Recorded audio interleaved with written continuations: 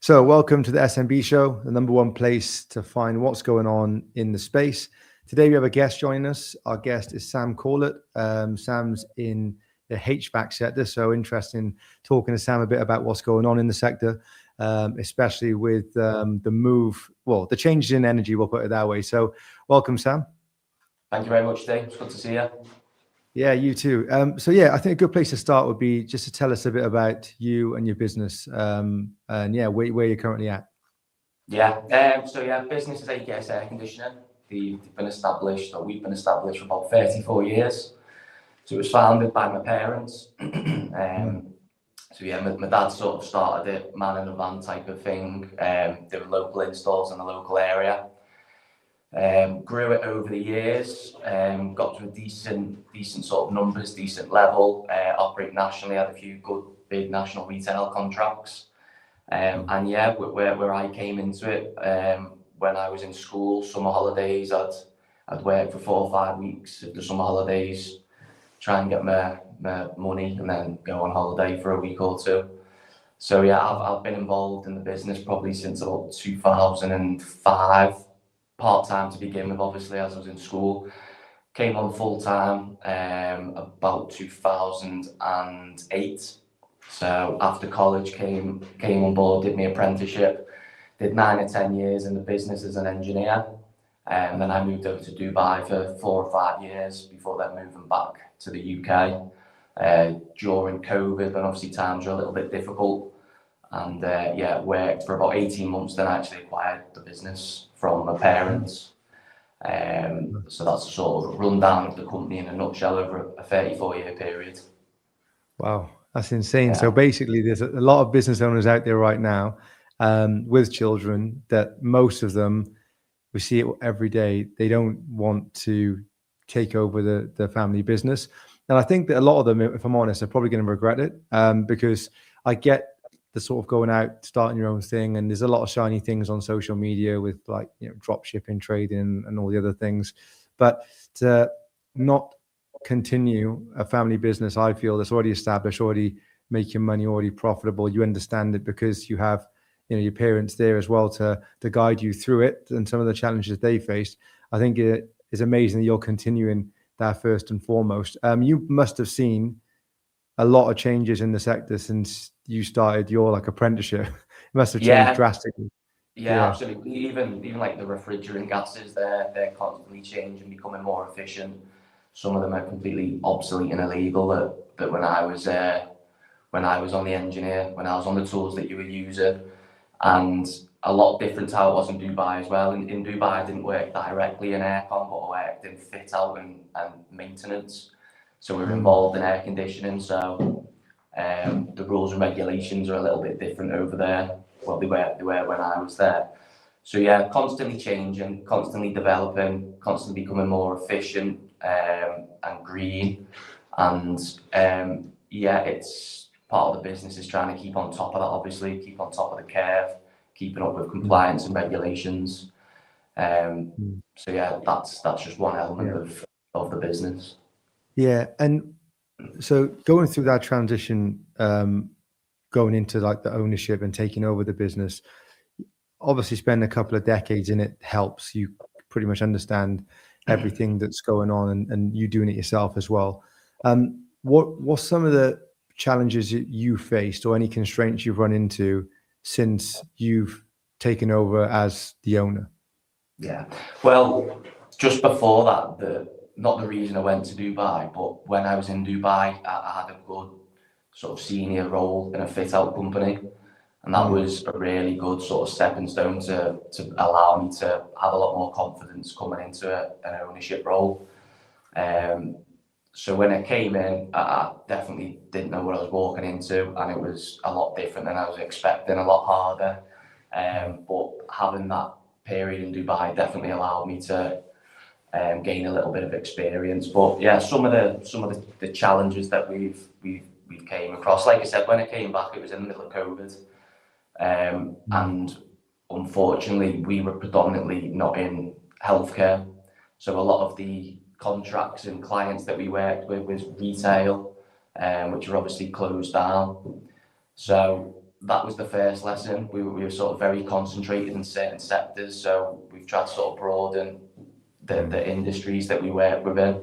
So that was a difficult beginning, but I might not have got the opportunity at that time if it wasn't difficult, because my parents, they just said it's time basically whilst I was in Dubai. So it was an now or never. I think we were happy to stay for a couple more years if we could have. But the opportunity was there, and as you touched on before, I wanted to jump on it and get going with the business really.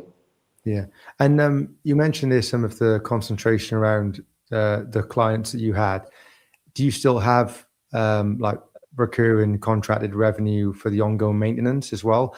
And if you do, when you said you've broadened that slightly now, how hard was it for you to like sort of penetrate into different sectors to get those contracts?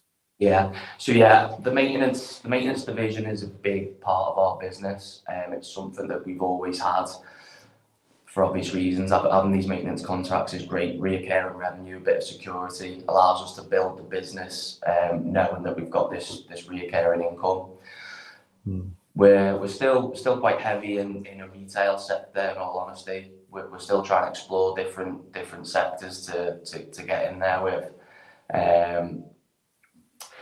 But yeah, it's like I said, it's part of the division, part of the company that we're really trying to sort of push on and grow. We've got bringing systems in place, new softwares, which wasn't really in place when I came. It was sort of paper, backhand sort of stuff. So now we've got systems and processes and softwares.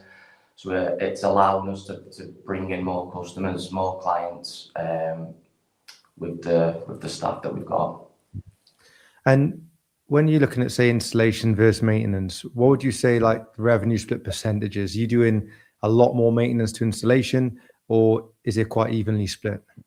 No, it's about 65% on the install. I know I've just touched on saying that maintenance is a big part of our company, which it is, but the installation drives the revenue and the maintenance brings in the recurring income. So we've got sort of two separate divisions, but they work hand in hand. With the maintenance division, that does bring installation work as well, because you've got the relationships there, system upgrades and remedial works. Okay. And on the installation, are we talking just air conditioning units, or you do install heat pumps as well? Yeah, just HVAC is what we cover. We do mechanical as well. So we can offer the full mechanical package nationwide. Typically looking at sort of projects in the region of anywhere like 15 to 200,000 is our sweet point. That's the sort of range that we've been working towards, and we believe we can offer the best value to the customer, and we can keep our gross margin intact as well. Yeah, which obviously is important, and especially many companies over the past couple of years, so I'm sure we'll talk about it soon, margins have been slightly compressed for, due to all sorts of, whether it's regulation, taxes, or just, we feel like an attack on SMEs, right? But what would you say for some, like an outsider that's not in HVAC, because HVAC's is a massive focus when you look at the acquisition space, right? Mainly, I think personally, because of a lot what's gone on in the American market, HVAC's like everyone's all over it. Even today, everyone wants HVAC, right? Because, and I've seen recently, some people are selling for like 16 to 18 times, EBITDA in that sector. Of course, these are large companies, but the multiple expansions there. What do you think some of the biggest risks are in the industry that an outsider may not see because they just don't have the knowledge of? Yeah, well, I guess like most trades, that there is quite a bit of technical technicality behind it, and having an understanding that is difficult. I'm not the most technical person in the world. I'm not going to sit here and pretend I am. It's important to have people within your team who are, so you can rely on them when you need them. But from the outside looking in, it's not just sticking an air conditioning unit on a wall and hoping or allowing it to blow a bit of cold air to keep someone cool at night. There's calculations to consider, there's the regulations as well. It's refrigerant gas, which is regulated, as I sort of touched on. So, sorry. Yeah. No. So I guess for someone that's not in the industry, they would, if they was to buy something, they would literally have to have a full-blown active management team in place that holds the certification needed and qualifications. Otherwise, it's quite a hard sector to get into, especially if something goes wrong and you have to roll your sleeves up. Then someone outside wouldn't be able to. Well, that's it. Yeah. It's a regulated sector as well. They've got to have the engineers who install the units have got to be fully qualified and certified. So, yeah. Where do you see the biggest opportunities in the HVAC sector over the next couple of years? Are you seeing people, because of the gas side of it, are you seeing people looking at maybe the heat pumps and other installations and taking on other contracts just because of like the warm homes sort of plan? And I think it's like billions in funding. I understand that there's been some changes recently, but are you seeing people move into that, or do you feel like the opportunity is still in air conditioning? What do you see happening over the next, say, 5 years?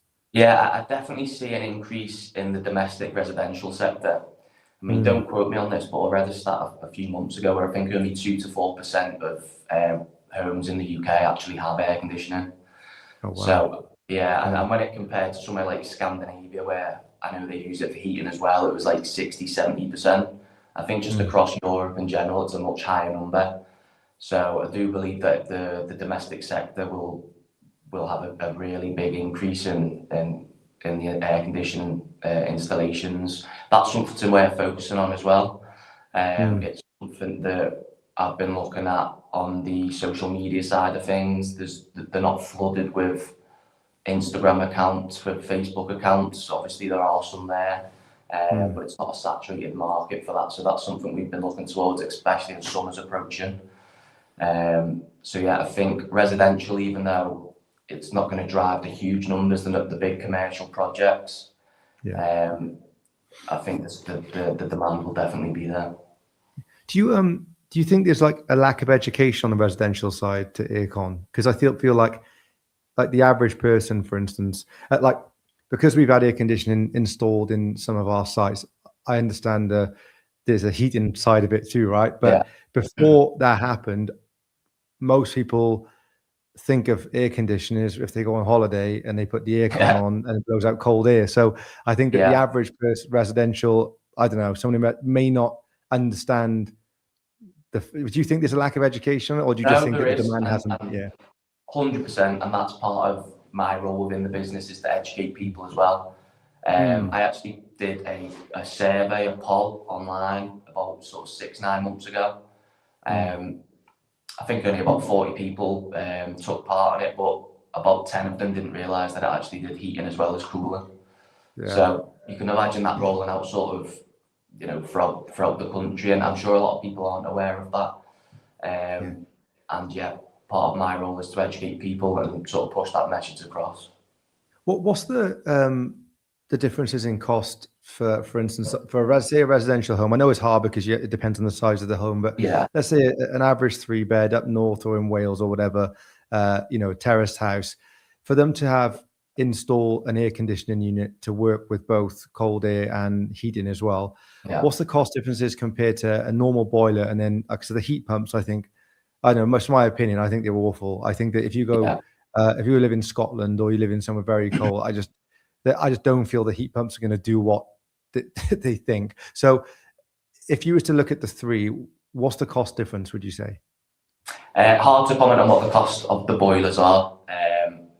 I know from sort of my own house sort of roughly what the costs are, but that's replacing an existing boiler. We know what we're going with, replacing all of the pipe work and everything like that. But if you're just looking for a standard air conditioning unit, it can obviously vary. There's so many factors to consider, but it could be some £1,500 to £2,000 for one unit to be fitted. But like you said, there's a lot of things to consider, because there's an indoor unit and an outdoor unit, and in between those two units, you've got to have your pipe work, your drainage, and your wiring. It's a matter of how easy it is to get those pipes from the indoor to the outdoor unit, which can. What about the ongoing cost? Like the ongoing cost of once they're installed, is there much of a difference between a normal boiler versus an air conditioning unit? Well, it's obviously ran through electricity, so that can help with people if they've got solar panels. Can help people a lot down the green energy scheme. The government have actually just included air-to-air heat pumps, air conditioning units as part of their scheme as well, where people will be able to get grants towards. As we sit now, they've not released too much details on it, so I'm not sure the ins and outs of it. But that's part of the boiler upgrade scheme, which is related to the heat pumps which you were referring to earlier. Yeah, and the ongoing maintenance for air conditioning unit, from a business perspective, so as a business owner, Yeah. What's more profitable and which has the more upside? Maintaining a boiler, which is basically a certificate once a year unless something goes wrong with it, and especially as new, there's no warranty, versus air conditioning unit. For you as a business owner, what would make more sense? Well, the air conditioning unit, of course. Yeah. Depends, again, if we're talking commercially or domestically, but if it's a domestic standard sort of 3-bed, as you said, or up north, they need maintaining once a year. The life expectancy could be up to 20 years now. It probably used to be a little bit less than that, in all honesty, but with the way, as most things are, the way it's developing, you could be looking, as long as it's maintained consistently, for up to 20 years. When we install units as well, they come with warranties as well, which do differ between the different manufacturers, but you'll get an installation warranty as part of our aftercare package. Okay, and you mentioned that you could link them to like solar. Do you see a benefit for yourself longer term to own like a solar installer, and it's like a bit of a cross-sell opportunity for you there, or an upsell opportunity, I suppose? Would that be more beneficial for you rather than, I don't know, buying, say, a plumbing company? Yeah, 100%. We do work with a solar company who we sort of try and pass each other a little bit of work on the commercial space. They obviously have all of their calculations that they can put forward to the client about the savings, and a big part of that is the HVAC. In these big commercial units, HVAC can take up to 50 or 60% of the energy consumption. So that's obviously a big part of their pricing structure. And just touching on that, if HVAC units aren't maintained and they're in bad condition, it can increase your energy costs from 15 to 20% roughly. Oh, wow. Okay. Yeah, so it's obviously big numbers when it's big scales. So maintaining them regularly can effectively pay for themselves and the reduced energy costs. Yeah, and look, I suppose, running a business over the past couple of years, it feels like one thing after another, in regards to just pressure in general. Where have you seen the most challenges as a business owner? Because I guess you're going to have a mix of obviously your staff are going to be employed and probably some subcontractors, I guess. Yeah. Where have you faced the most pressure, would you say, as a business owner? Definitely on increased rates, whether that be the supplier costs, wages, energy costs. The whole knock-on effect, you feel it. Like most things, we just have to sort of pass the cost on a little bit and increase our rates in line with inflation.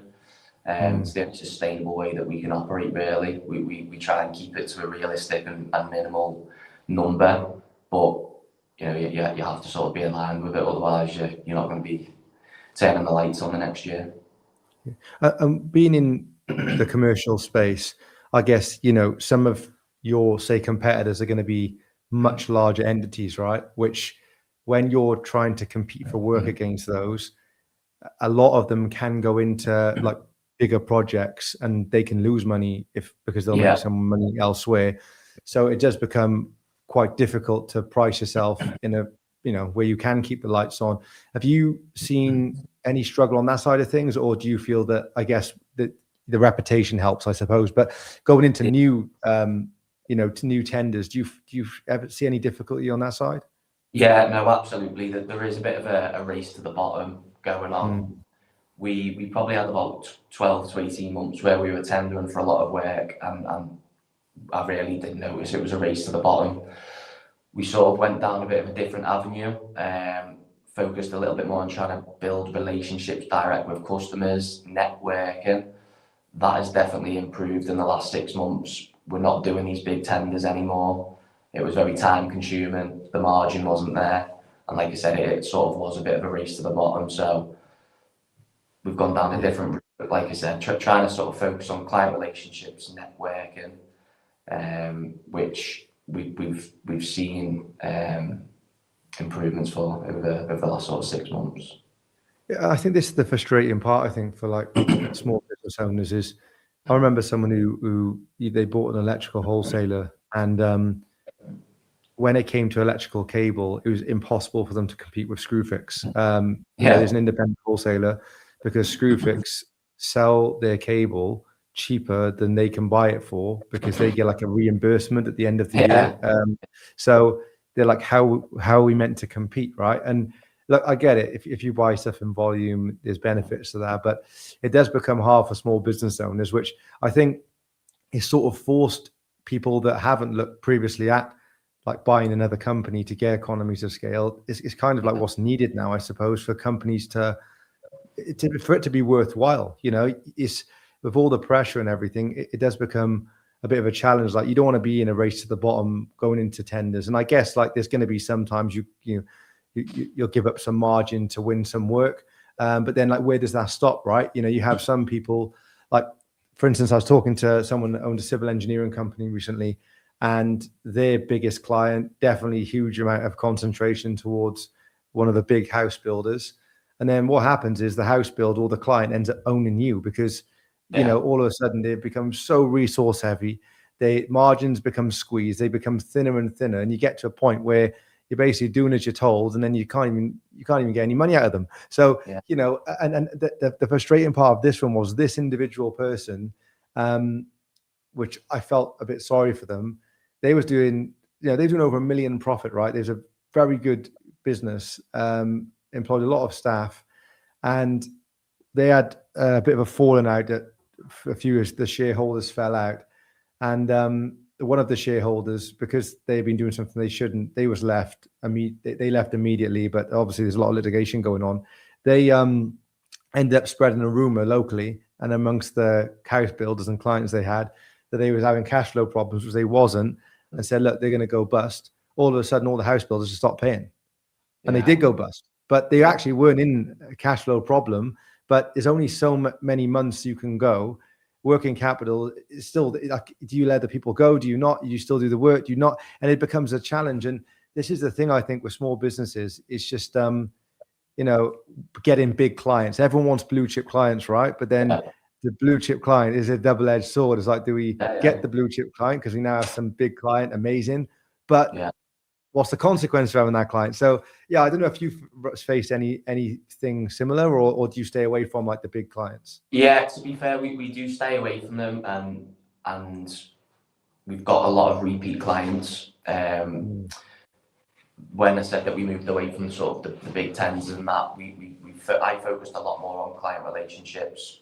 We had decent relationships. It was about building on that. Can we get more work from them?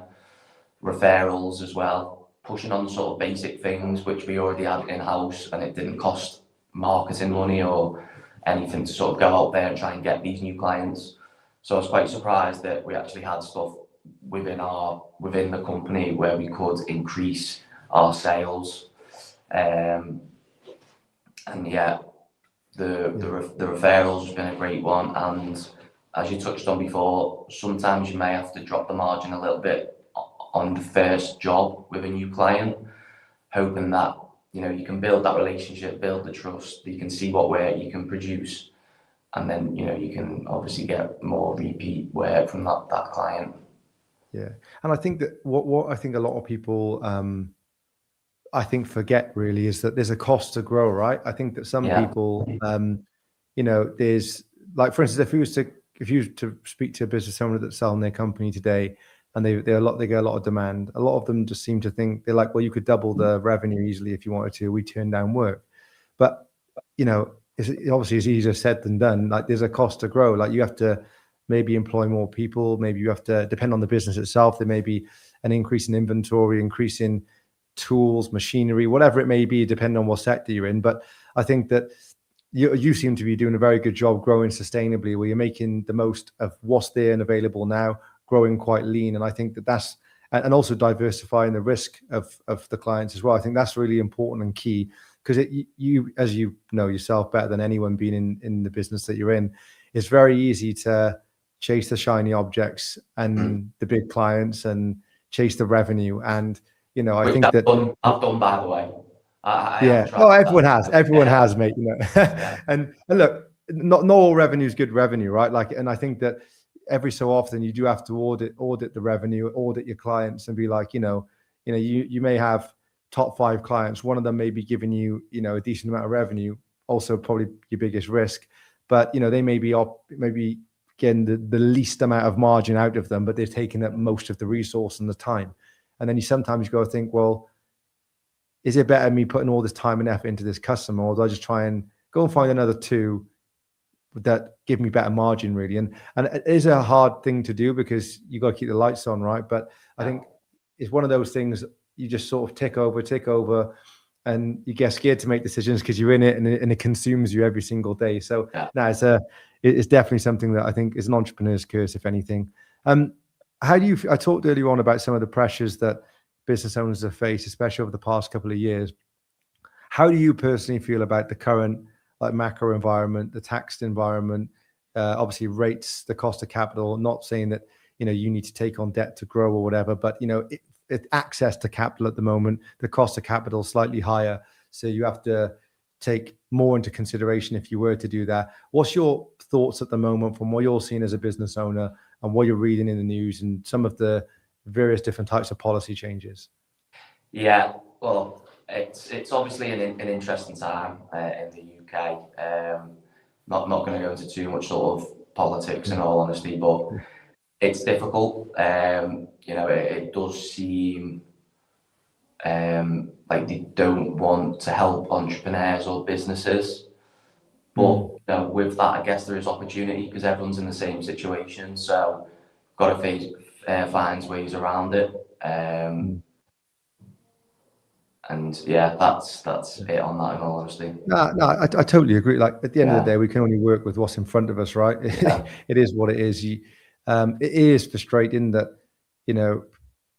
business owners that pretty much take on all the risk, especially small business owners. It is a bit frustrating that you feel like you're getting penalized, but I totally agree. You just got to get on with it, right? And there's a lot of opportunity, because there's times like this, people give up at the end of the day, and if you're still going, you absorb a lot more work and you grow. So in your current operation at the moment, if you were to say map the flow of the business itself from demand, sales, cash conversion cycle, customer retention, you mentioned the referrals as well, aftercare or support, and then management and decision making, are you involved in that entire process of today, or is some of that decentralized?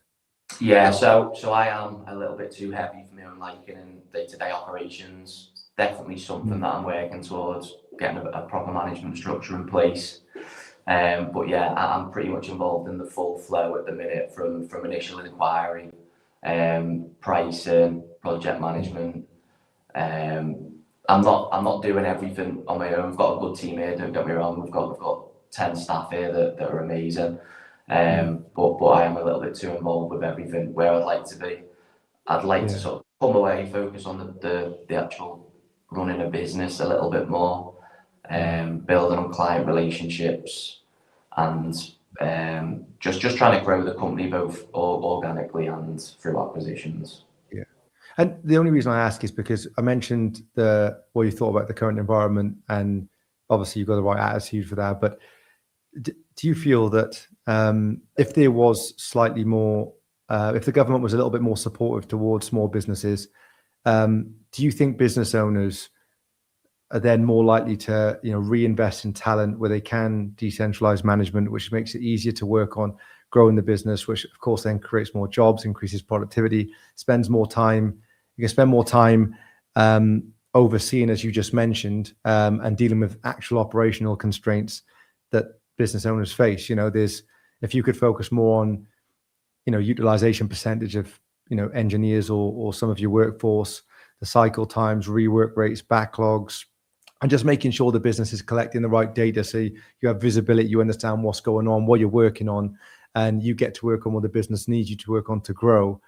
Do you think that if there was a bit more, like the tax environment was a little bit more friendly and there's a little bit more support towards business owners, is that would you, if you had the opportunity, would you be like, now, okay, our margins have gone up 10%, I'm happy to take that and continue doing what I'm doing? Or would you be like, okay, we got a bit more free cash here, I'm going to reinvest into the business to grow it? What would you think about that? Absolutely, I'd love to reinvest, and where we're at now, it's that cat and mouse sort of dilemma. The profit's getting a little bit better, but then do we reinvest it, bring someone in, change something? That's where we're at the minute. So we are reinvesting into the company. We've just moved into a new office a few months ago. Got some new employees, got new vans, got new equipment. We are growing as a business, so the money that we have is getting put back in there. Of course, if we could get a bit of helping hand from the government, it would maybe help us do it a little bit quicker, which we would definitely like to do. So yeah, the money's getting reinvested, and there are little opportunities out there. But one thing that we're looking at is an internship with the local Liverpool University. I had a meeting with them last week, so we're going to get an intern to do 80 hours with us. The university, we will pay them, we'll put them on our payroll, but then the university will reimburse us that. So it gives us 80 hours of free work, and it obviously gives the students some real life working experience as well. With hopefully, if it's successful, we can bring them on board full time as well. Yeah, and I think that I feel like that's what's missing. Like when I was leaving school, there was loads of different apprenticeship opportunities, and everyone's happy to do it, right? Because I think that the people that leave school, like I was one of them, I didn't really enjoy school. I wasn't like academic in school. I just liked sports. So for me, it was like, am I going to go to further education? I don't know if I'm going to succeed there. So I'm like, I wanted to be an electrician, but I found out I was colorblind, so that didn't work. So, but I thought I'll be an electrician, because I thought with trades, I thought like plumbing or electrics, they today definitely, but demand like the most money, I suppose. So I'm like, I'll go into one of those, and everyone was open to go into those apprenticeship programs, where I'm not sure if it's changed much for you, but I felt like there's been a bit of I don't know whether it's 5 or 10 years where a lot of people that are leaving school are less likely to go into a trade and likely to go into something else. Are you seeing the same thing? Yeah, I think it's not just in the HVAC industry. I think it is sort of engineers in general. There's definitely a reduced number coming through. You just have to go onto a work site and look at the age of people who are on site. There's a lot more 40, 50, 60-year-olds than 20, 30-year-olds, even late teenagers. So there is something there. I mean, on the government point of view, I'm sure there'll be something that they could do to help increase their numbers. I did speak to a college not too long ago. That the current setup that we spoke to them was that the college would fund the apprenticeship. So the engineer would go in, or the apprentice would go in 1 day a week for 2 to 3 years, depending on what course it is, and the actual apprenticeship course would be funded. Then it would be down to the employer to pay the apprentice's salary. Yeah. So that isn't too bad, but an apprentice's salary when I started, I think I was on about £4.50 an hour. Now quadruple that. And that's my point. I think that when I left school, it starts at 50 quid a week, and that's where it was. But no one grumbled at that. It was like, all right, that's fine, and because you're learning a trade, and it was like part of the process, right? It wasn't a thing where you just jump straight to earning a couple of £100 a week. It just is what it is. And it's just feels like it's very different now. And it's also, but really as an apprenticeship, it's like it's a two-way street there. You got someone has no experience that's learning a trade, and potentially gets himself a full-time role, for however long that may be. And then the business owner gets the opportunity to, right, I will train this individual who has no experience, but I'm doing it for £50 a week. So yeah, if they want to learn, then it's great. And it's like cheap labor.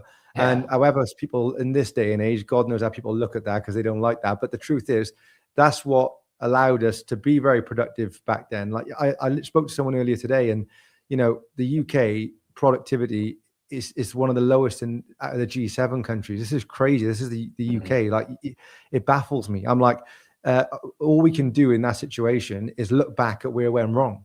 And the fact that when we left school, there were people queuing up for you couldn't even get an apprenticeship. Some people couldn't. It was like there's no one taking on because they've already got 3 apprentices or 4. It was hard to get an apprenticeship. Now, if if we was in the same sort of circumstances or the same arrangement as back then, business owners would open the doors. They'd be like, "Yeah, come on, how many of you want to go?" It's because it's just crazy that that's changed, right? And at the end of the day, like whether it's your business, whether it's other people's businesses that's built businesses in trades or in construction in general, those have been built because I believe because of that environment back then where people would go in, and then the people that are slightly more entrepreneurial will go and start their own thing and they'll grow, and that's the way it is. But at the moment, it's hard to get people to want to work in the first place. And probably about 6 months ago, no, longer than that, maybe a year ago, I actually, because the only teacher I really got on with in school was my PE teacher, right? And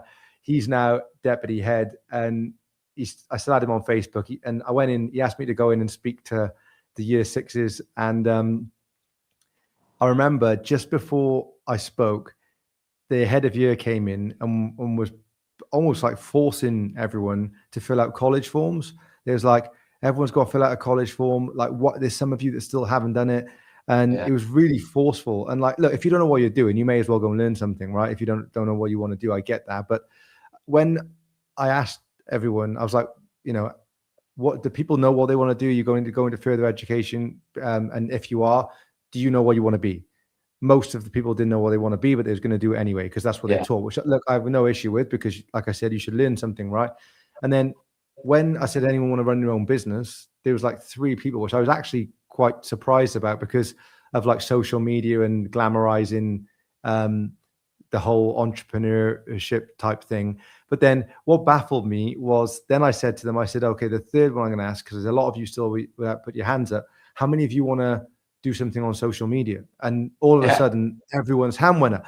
And they don't realize that is running your own business if you want to go. Yeah. So I was like, it's crazy that there's a disconnect there between like what that is versus what they think it is. But yeah, and I do think that obviously social media glamorizes a lot of like the influencer stuff and whatever, but it is still a business at the end of the day. Anyway, I went off track a little bit there. The shiny badge syndrome, what you touched on earlier, isn't it? And it is. I can't remember the number, but I heard the stat the other day about it's record highs for unemployment with people 16 to 22 or something. So it's just sort of where we're at, unfortunately, at the minute, I think. Yeah, and the whole streaming and YouTube stuff. Look, I totally understand that the people that are in the top 1%, yeah, they make a crazy amount of money, and they've done extremely, extremely well. But I think people miss how many hours they've been putting in. Like some of them are streaming like 18 hours a day for free for 3 years or whatever. But I look at like the reason why I use streaming is because this is like the new thing. Everyone wants to be a streamer like Shy Show Speed or one of them, right? But it's like, I look at that as like same as becoming a professional football player. Like when I was a kid, I wanted a professional football player. Elite, like, isn't it? Yeah, like the top like 0.1% get there. And you can even be good enough and you still may not make it, right? It's the same as streamers, same as all social media. So, and I'm not saying not to take those risks and bets, because I think people should chase what it is they want to do. But I think that like the one question that I probably wish I was asked as a kid was not so much what do you want to be, but what do you want your life to look like? Because if I was asked, how do you, as of right now, what do you want your life to look like? The life I was dreaming of back then compared to the thing I thought I wanted to be, it would have been impossible, because I wanted, all the nice things in life. And at the time, I thought I'm just going to be a PE teacher when I was like 15, because it was the only subject I enjoyed. So I thought, this is quite cool. Teacher turns up, teaches sports, and gets paid for it. That sounds good to me.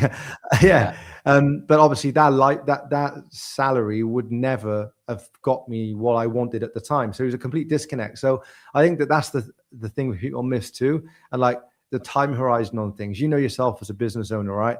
That ultimately what everything comes down to is risk appetite and time horizon. Everyone wants things quick. All of us want things quick, right? But then you look at reality and think, right, things are always probably going to take a little bit longer than we think, unless we get a little bit lucky and they move fast, which does happen as well. And what risk are you willing to take on? And that risk is not only financial risk, it's time risk too, right? Because if we'll use the streaming example, you could say, well, if you want to be a streamer or you want to be a football player, whatever it may be, are you willing to put in those, 14, 15-hour days for 3 years for free? Yeah. And when you actually add that up, most people aren't willing to do that. So it's like, yeah, if you're not willing to do it, then find something else. So, but yeah, I know. I think with the sort of the Bitcoin surge years ago as well, I think a lot of people jumped on that, didn't they? That was all over social media, and everyone's under the impression you can just buy the next sort of crypto, sit back for a year or two, and you'll be in a Lamborghini before you know it. Mate, I think COVID just everything, when it was going up in value, right? You could buy a pair of Jordans and sell them for double. It was like you couldn't, like, everyone thought they was good investors because you could have put money into anything, and it was going up. But yeah, I totally agree. Is nothing. I think nothing long term that's sustainable you get very quickly. Very rarely does someone become that lucky. I think there was a study done on even venture capital that the people that, not just, we know that most startups fail, etc., and only a third of companies make it to a decade. But if you look at actual venture capital, the companies they invest in, are like top 0.1% of those companies actually get a meaningful exit over £1 million. It's like the odds are so low.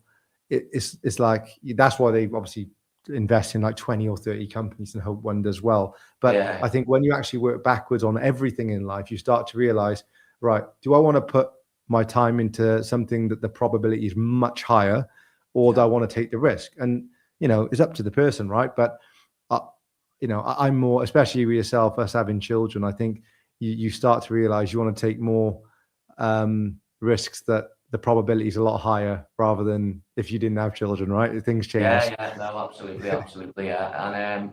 And just on that, I think it comes to people at different times about how quickly they think they can get to certain levels, because I think I'm sure we've all been there. You've been there yourself. You think you can do so much more in a year than you actually can.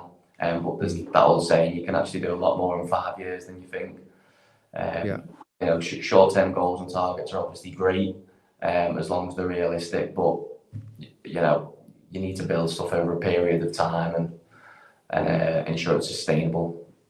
Without a doubt. I think that it's important to have urgency and like work in sprints, but you got to realize you're running a marathon at the end of the day. And if you can't keep sprinting, it's impossible. You can't, you get tired, right? So you have to understand this is, and you become more successful that way, right?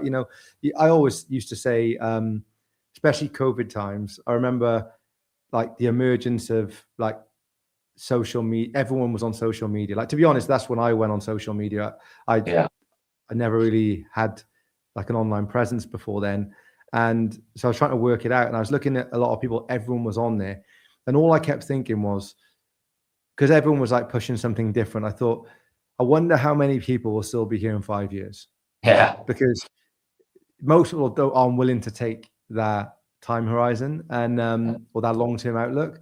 And I'll be honest, a lot of the people that I connected with back then aren't, and it's not, I don't know whether they made a few mistakes or whatever, but is you do have to have that. And I think that's the difference in like someone that does start to build something quite meaningful versus someone that wants to try and be in and out, because the obviously online social media glamorizes the crazy successes, right? Like it's glamorizing the top 1% or less. But yeah, is it can be a challenge. You mentioned we've talked about growth quite a lot there.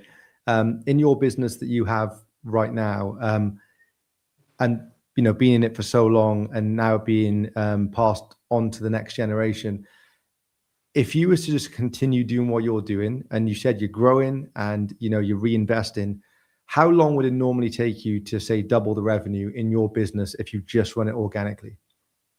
I can't speak for others, just talking from my own experience and the last sort of few years where I've been in the position, I would imagine it would be at least a decade, and that would be year on year, consistent growing, which, as we know, it doesn't always go in the same direction. But yeah, I'd say probably at least a decade to be able to get to a position of doubling of where we're at right now. Well, yeah, which is still good, right? It's hard, year on year growth is hard, and the thing is with say a decade or whatever, is also sometimes out of your control, because the credit cycle changes, and all of a sudden the environment changes and things become more challenging, even if you do everything right. So basically what I'm getting to is that why you're considering acquisition now? Because for instance, like, yes, take a long-term time horizon, but essentially you could double the revenue in 6 months, so is that for you to grow quicker, or is it maybe acquire something within the vertical, or what's the thought process behind in growth? Is it to grow faster, or is it something else? Yeah, a couple of reasons. One's definitely to grow faster. I definitely want to get to the bigger numbers, and as we just touched on, doing that through acquisitions is definitely a better option, I feel. And another one is to broaden the service that we offer. We're obviously in HVAC, our company's HVAC, but a package that a lot of our clients and customers would like us to offer is the full mechanical package that will come hand in hand with plumbing. There's obviously sort of like the vent side as well. Manufacturing and ducting is somewhere that we've looked at. So yeah, obviously to be able to offer existing new customers more in-house services, but definitely to grow the company at a much quicker rate of where it's at right now. And the good thing is for yourself is you've got such a good foundation that's been going for such a long time. So it puts you in a very strong position in the marketplace to be able to start looking around, Well, that's it. So, and I guess I've learned already from buying this business off my parents. I can see how much of a helping hand and a head start that it actually did give me. So without me even sort of probably realising that, I've already sort of done it as well, and it definitely gives you a platform to build on. And like you said, the reputation is a big one. Yeah, and so when you bought it, how many years had the business been operating for? 31 it would have been. So I'm 34 and I'm Sam of the AKS. So yeah, it was a few months after I was born that they got it going. That's that's the power of acquisition. For me, if you think you've like to grow a company to where that company was when you bought it, that took 3 decades. And now you get to come in. You get to come in on that 3rd decade and be like, right, now I'm going to take it from here, inject some new energy, because everybody gets tired, right? I'm sure your parents get to a stage where they're like, look, I don't want to keep working as hard, blah, blah, blah. You get a bit older. It happens to everyone. And then you get to inject some new energy, and then you get to spend the next, 2-3 decades, however long you want to grow that for, and just do it in a different way. And I think that's the real power here, because like starting today or starting 3 years ago when you bought it, or 4 years ago, if you started from scratch, you may have got there in 2 decades. You may even go there in a decade. Who knows, right? But it's still a decade, still 2, still 3, where you get to be like, right, I have this infrastructure, have the foundations, have the credibility. That's why we're getting referrals. I can now build on this, use the skill set that I've built over time, plus what you've learned elsewhere, and come in and inject that new energy. Sam, with because you're clearly entrepreneurial, to have bought the company and been a part of the succession plan, 2, to have gone overseas and done something on your own and come back and go into business. where's the mindset come from for you? Has that come from your parents? Has it come from books you've read? Has it come from things you've done? Where does it come from? Yeah, I mean, definitely from my parents, because they've obviously ran the business for 30 odd years. As we touched on earlier, I definitely wasn't academic in school. I think I know a lot of people say this and it's a cliche, but if you just spoke to any of my teachers, they would never put me down to owning or running a business. I was just the naughty lad who was always sent out of the room. So I was probably a late developer, in all honesty. It probably was when I moved to Dubai when I was 25, 26, when you start seeing life a little bit differently. I guess I'd moved out of home. I was having to pay for my own bills. I was having to earn my own money. And you soon realise you get out of it what you put into it. So yeah, that sort of brought my work ethic on, I'd say. And then yeah, since then I've just took a keen interest in general business podcasts, books. So yeah, now if I'm driving 5 minutes or 5 hours, it will be some sort of podcast the whole way. And it's just something I enjoy now, and it makes it a lot easier if you enjoy it than if you don't. So I'm still learning, I'm still new. Not for 1 minute do I think I'm anywhere near the finished article. There's so many things still to learn and take on board, but yeah, I'm enjoying it, and mistakes are going to happen, but as long as you make you learn from them and you can move on, then hopefully you'll be in a better place. Yeah, without a doubt. And you mentioned like books, podcasts, and I suppose podcasts more than books if you're on the go a lot. But any in particular, or any episodes in particular, or podcasts in general, that if, let's say, someone is listening that's a bit new and they're going through that first part, which ones would you recommend? Well, I've literally I've got about 10 minutes left of the Stephen Bartlett Diary of CEO one with Daniel Priestley. Yeah, very interesting. He's been on a few times, and the latest one, it was just really good again. He's a very smart guy. I like listening to Daniel Priestley. A lot of Stephen Bartlett ones are good. There's obviously hundreds or thousands he's got out there now. But yeah, I definitely like listening to the Stephen Bartlett ones when he's got certain guests on. Yeah, now Daniel's a very smart, very much a forward thinker. Sometimes you see people online, and then I don't know if you've experienced this, but I've seen people online, and then you meet them and you get a little bit disappointed. Yeah. You're like, I thought differently. And it's happened a few times, but a friend of mine ran an event and Daniel was at the event, and yeah, he definitely impressed me of the way he thinks, very much a forward thinker. So I like his podcast with and I haven't listened to the entirety of the one the most recent one. I've listened to, he's been on there a few times, right? And I love the debate with him and Gary as well. I thought that he conducted himself incredibly well, very composed, and it was good. Well, he did one with is it Carly Sanchez and Alex Hormozy as well. And he's another guy that he's on Instagram Reels constantly giving all sorts of little bits of tips and advice. Oh yeah, in all honesty, when it comes to growing and operating a company, especially growth, I don't think there's much better content out there than Alex. I think he covers everything and very analytics driven in saying what he does too. So he's definitely another one to listen to online. But yeah, look, Sam, really appreciate your time. I think it's important, especially the purpose of this for me is to get as many business owners as possible that are in different sectors, understanding what they're doing at the moment, how they're growing, what are challenges they face, to give like real world information to people rather than, very organized podcast content where people usually either only talk about all the good stuff that's happened, or they're like, let's interview this founder because they've sold for 50 million. It's like, I think it's important to interview people that are still going through that growth phase, that operate in companies still to this day, to give that real world knowledge to. So really appreciate you taking the time out to do this today. Yeah, no, appreciate your time. And as you said, it certainly wasn't scripted, which you could probably tell a few times when I was coming an hour in.